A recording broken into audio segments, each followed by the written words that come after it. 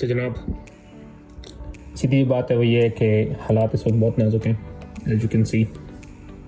तो let's begin.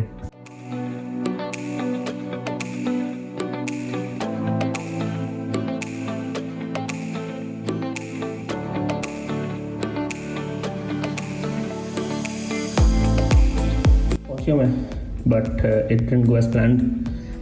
क्यों ये बाद में बताऊँगा, क्योंकि अभी लेट हो रहा हूँ, हैंड ओवर लेना मैंने। तो अभी चलते हैं, जल्दी से चेंज करूँगा, शॉवर लूँगा, ज़्यादा को रिपोर्ट फॉर ड्यूटी, और फिर बात होती है कि कैसे वर्कआउट को बेस्ट बनाना है।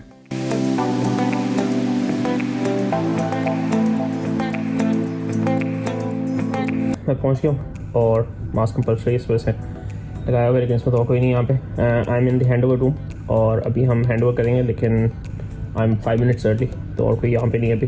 तो जैसे डे टीम हैंड ओवर के लिए स्टार्ट करेगी तो आई बी हेयर। और पानी में अपना ले आया हूँ, बट रिमेंबर कि कभी भी वर्कआउट के बाद फ़ौरन पानी में पी के don't cool down, it's not very good for you. तो आपकी बॉडी के अंदर खून सर्कुलेट कर होता है इस तरह कि the brain is sending more blood to your muscles. तो at that time you don't want to disturb that. थोड़े से कूल डाउन हो जाएं, उसके बाद आराम से बैठ के पानी पिए। ठंडा पानी पीने की ज़रूरत नहीं है, नॉर्मल टेम्परेचर का पानी पी लें तो दैट इज़ इनफ। बाकी बातें थोड़ी देर बाद होती हैं। अभी हैंड ओवर स्टार्ट होने वाला है, तो हैंड ओवर से पहले मैं जल्दी से अपना पेन और पेपर तैयार करूँगा ताकि I can write down whatever is important, और फिर एक दफ़ा राउंड करूँगा पूरे वार्ड का, and then will sit down and have a chat.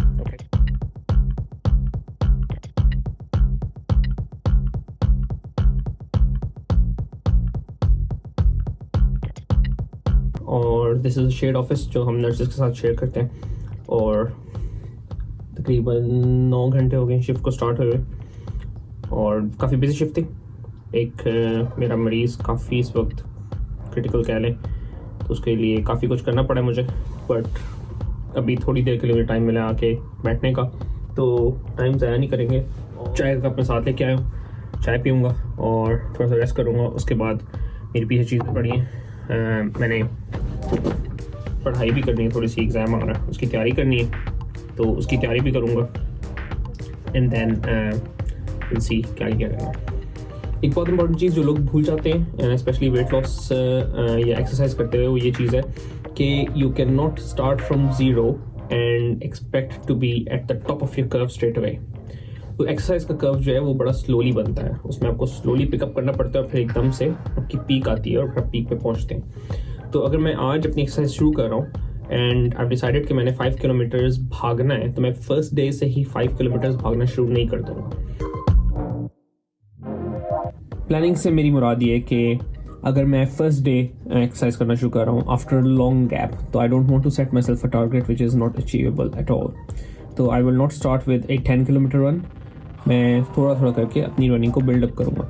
तो मैंने आज भी ये किया, मैं वॉक करके आया एंड इन बिटवीन मैं थोड़ी सी रनिंग करता रहा, और उससे ये होता है कि आहिस्ता आहिस्ता वो रनिंग का इंटरवल आपका इंक्रीज़ होता जाता है, और जैसे जैसे आप रनिंग का इंटरवल इंक्रीज़ करते हैं तो एक दिन ऐसा आएगा जब मैं पूरा रास्ता भाग के आऊँगा, जिस तरह मैं पहले करता था 1 साल पहले। I used to run the whole 5 kilometre है हॉस्पिटल फ्रॉम माई होम, तो मैं सारा सारा भाग के आता होता था। उसकी रीज़न ये होती है कि muscles, your body is not toned for that straight away. आपको स्लोली अपने मसल मैसेस को बिल्डअप करना होता है ताकि आप अपनी बॉडी को टोन करें कि one day it can do 5 kilometre run in a straight go, in one go. How can we make sure कि हम अपने ऑब्जेक्टिव्स को अचीव करें? तो इसमें सबसे इंपॉर्टेंट चीज़ ये है कि आपके पास ऑब्जेक्टिव्स जो हैं वो स्मार्ट होने चाहिए। स्मार्ट इज़ एन एब्रिविएशन जो कि यूज़ किया जाता है। इसमें सबसे पहले S स्टैंड्स फॉर स्पेसिफिक। आपके ऑब्जेक्टिव्स जो हैं, जो आप ऑब्जेक्टिव अपने लिए सेट कर रहे हैं, should be specific to a task. तो मैं कहता हूँ कि मेरा ऑब्जेक्टिव ये है कि मैंने अपना वेट लॉस करना है about 5 kilos. M stands for measurable. Measurable means के you should be able to measure कि आइदर आपने अपना ऑब्जेक्टिव अचीव कर लिया या नहीं किया। तो मैं कहता हूँ मैंने वेट लॉस करना है, बट मैंने 5 किलो वेट लॉस करना है, तो it becomes measurable. A is achievable, मतलब आप उस ऑब्जेक्टिव को अचीव भी कर सकें। ये नहीं कि मैं कह दूं कि मैंने 20 किलो वेट लॉस करना है जो कि मेरे से अचीव ही ना हो सके। इस वजह से I have to have a reasonable limit कि मैंने कौन सा ऑब्जेक्टिव अचीव करना है। R stands for realistic, कि आप एक रियलिस्टिक ऑब्जेक्टिव सेट करें. फॉर एग्जांपल मैं आज अगर कहता हूँ मैंने वेट लॉस करना है, तो इट डजंट मीन कि मैं विद इन 3 days या 4 days कह दूँ कि मैंने अपना वेट लॉस करना है. You need to be realistic about it, कि आप फ़ौरन से वेट लॉस नहीं कर सकते. And T is time bound. Time bound means कि आप उस अपने ऑब्जेक्टिव को लिमिट करें. मैं 5 किलो वेट लॉस करूँगा in the next 4 weeks. It is limited by a time period. अगर मैं टाइम पीरियड नहीं रखूँगा तो it may take 4 months or even 4 years for me to lose 5 kilo, और शायद उस दौरान में 5 किलो वेट गेन ही कर लूँ. तो अपने ऑब्जेक्टिव्स बनाएं और उस ऑब्जेक्टिव्स को फिर you pursue them. दूसरी चीज़ जो बहुत इंपॉर्टेंट ये है कि don't be disheartened if your plan fails. अगर आपने एक प्लान बनाया है and it is not worked, then come up with a new plan which works. और इसमें कोई ऐसी बात नहीं है. कई दफ़ा आप ज़िंदगी में ऐसा काम करते हैं जो आपने प्लान किया होता है उसके मुताबिक नहीं होता. एंड वही बात जो मैं पहले कह रहा था, if you tired take a rest, not quit. अगर आपका plan according to the diagram बिल्कुल एग्जैक्ट नहीं चल रहा, तो मेक अ फ्यू अमेंडमेंट्स. आप अपने प्लान को चेंज कर सकते हैं एंड यू कैरी ऑन.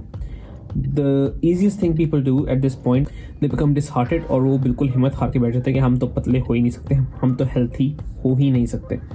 ऐसी बात बिल्कुल नहीं है. द इम्पॉर्टेंट बिट इज़ कि आप अपने आप को मोटिवेटेड रखें और नया प्लान सेट करें, मोर रियलिस्टिक प्लान. लाइक मैं आखिरी राउंड बाउट पे पहुंचा और आई वाज रनिंग, और मैंने रनिंग स्टार्ट किया. मैंने कहा अब तो हॉस्पिटल तक भाग के ही छोड़ना. लेकिन थोड़ी देर बाद थोड़ी सी बॉडी क्योंकि अभी स्टेमिना ऐसे ऐसा बिल्ड हो रहा है तो जवाब दे गई. तो आई टुक अ ब्रेक, थोड़ी सी वॉक की, फिर दोबारा रनिंग स्टार्ट कर दी. तो अगेन मैंने अपने ज़हन में प्लान बनाया कि I run this final leg, लेकिन नहीं रन कर सके तो कोई बात नहीं यार. एक ज़िंदगी का असूल बना लें कि एक चीज़ अगर आपने करने की ठान ली है तो don't be mistaken at all. आप ज़रूर एक लिमिट पे आके थक जाएंगे. When you are tired take a rest. अगर आप उस वक्त वो काम छोड़ देंगे बिल्कुल, तो आप दोबारा वो काम नहीं कर सकेंगे. There is nothing wrong with falling short of plan, but always have a plan B, plan C and plan D. And as long as you have all of these, though I don't see a reason why you shouldn't be able to lose weight. तो अभी मैं चाय पीने लगा हूँ, थोड़ी सी पढ़ाई करूँगा और उसके बाद फिर दोबारा बात करते हैं.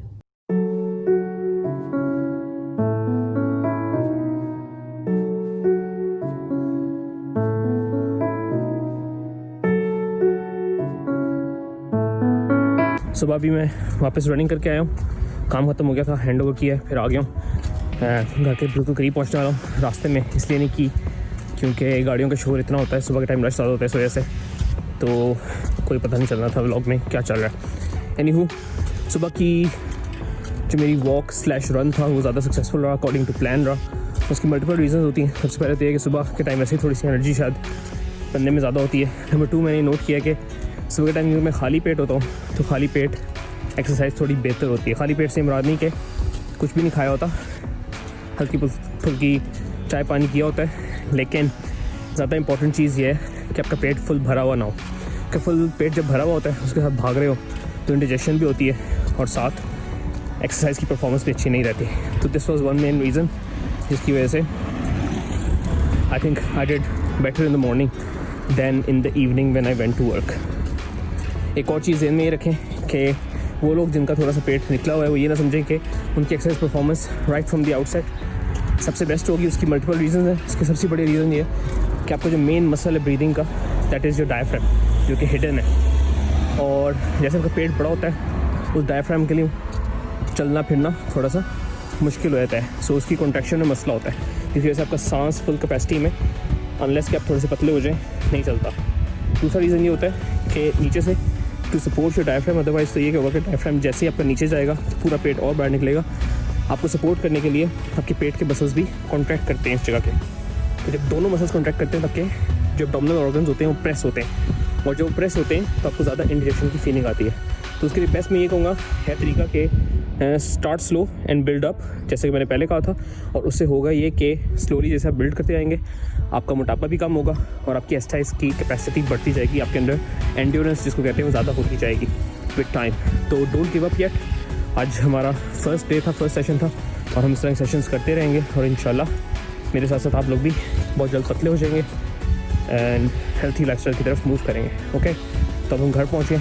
अभी मैं इजाज़त चाहूँगा आपसे. एंजॉय द वीडियो और दोबारा मिलते हैं नेक्स्ट डे की वॉक पे। टेक केयर एंड अल्लाह हाफ़िज़।